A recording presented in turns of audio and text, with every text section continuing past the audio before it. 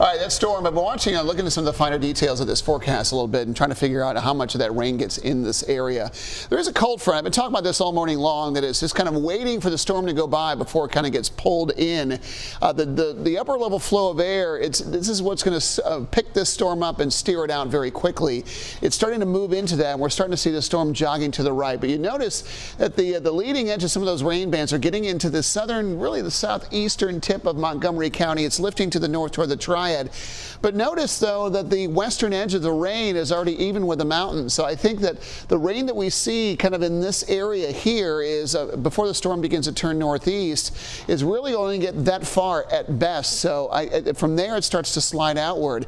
The showers that I think that we may be possibly seeing in the mountains and foothills today are mostly because of the tropical moisture getting thrown up along the front, not from the storm itself. And if you look at the eye, and this is the reason why we don't have the strongest winds in here today, that is also, if you trace a line due northward, the longitude of that is already east of our area too. So that eye wall is, as it moves northeast, will start to pull away from us. Still, though, some winds wrapping around that storm will bring us some pretty decent gusts over the area.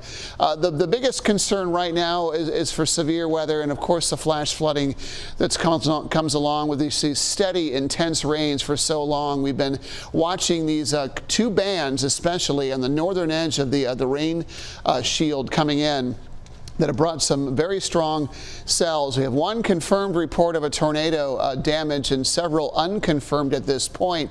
And some of the damage, it does look like it's going to be pretty substantial, with the winds themselves gusting up to into the 60s at tropical storm force. So those spin-ups, as brief as they are and as quickly as they're moving, could cause damage from winds that at the surface are more apparent of a 100 to even 130 mile an hour winds moving our way. And that's only going to get worse as the storm gets closer to the shore.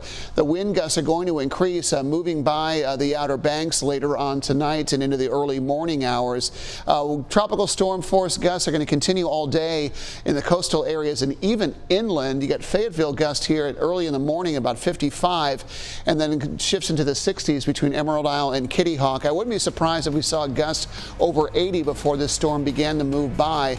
As far as the rain goes, we're going to be on the very edge of that. We could see a period of steady rain, but mostly some scattered showers before it begins to pivot away, and this is gone later tonight.